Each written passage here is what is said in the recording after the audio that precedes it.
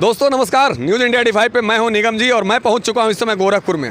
गोरखपुर ये शहर है और मैं इस समय हूं बरगदवा में और यहां से ठीक सामने से अभी धम्म यात्रा पहुंचने वाली है बरगदवा।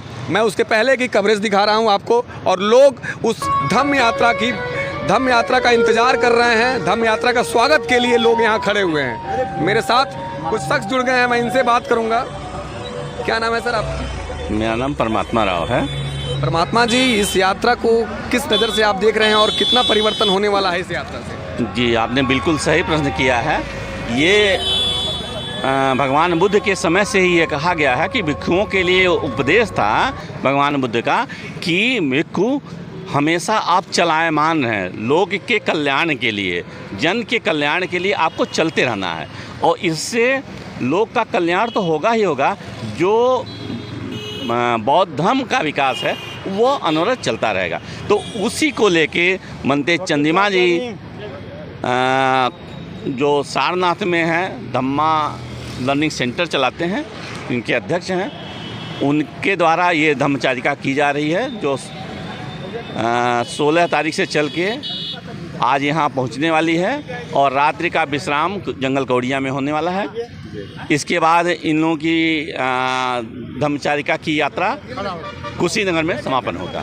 ओम प्रकाश आज़ाद जी हमारे साथ जुड़ गए हैं। ठीक है आज़ाद जी, इस यात्रा से कितना बड़ा परिवर्तन होने वाला है और क्या कारण रहा कि बौद्ध जो है यहाँ से निकल के पूरी दुनिया में चला गया लेकिन आज हम बौद्ध से बहुत वंचित रह गए? क्या कारण रहा, किसकी कमी रही? ऐसा नहीं है जी।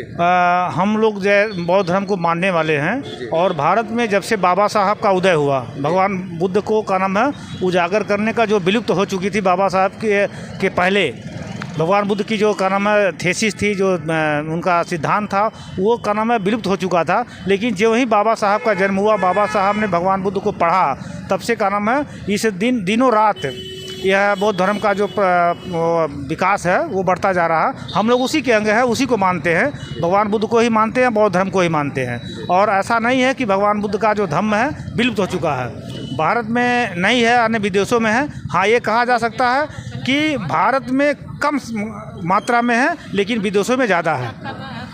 लेकिन ये चारिका इस बात का नाम संकेत देती है कि हमारे देश में, हमारे भारत देश में का नाम है बौद्ध धर्म का नाम है जो काफिला है, जो विचार है, जो सिद्धांत है, वो का नाम है कम नहीं है, दिनों रात बढ़ते जा रहे हैं।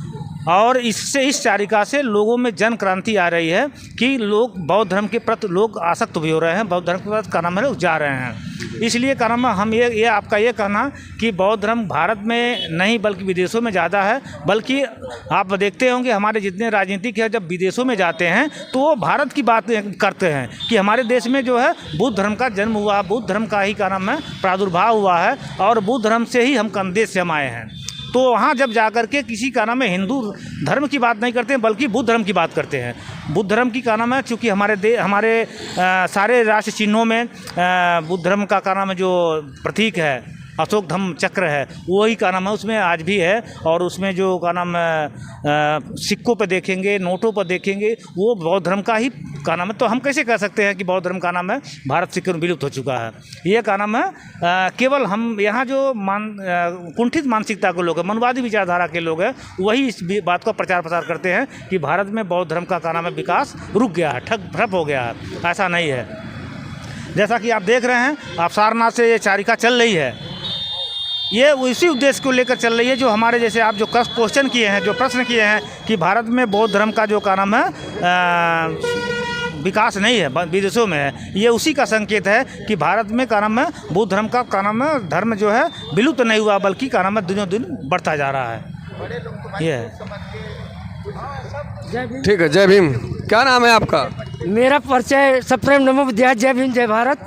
माननीय इंद्रदेव अम्बेडकर जी, पूर्व जिला पंचायत सदस्य रुद्रपुर देवरिया से।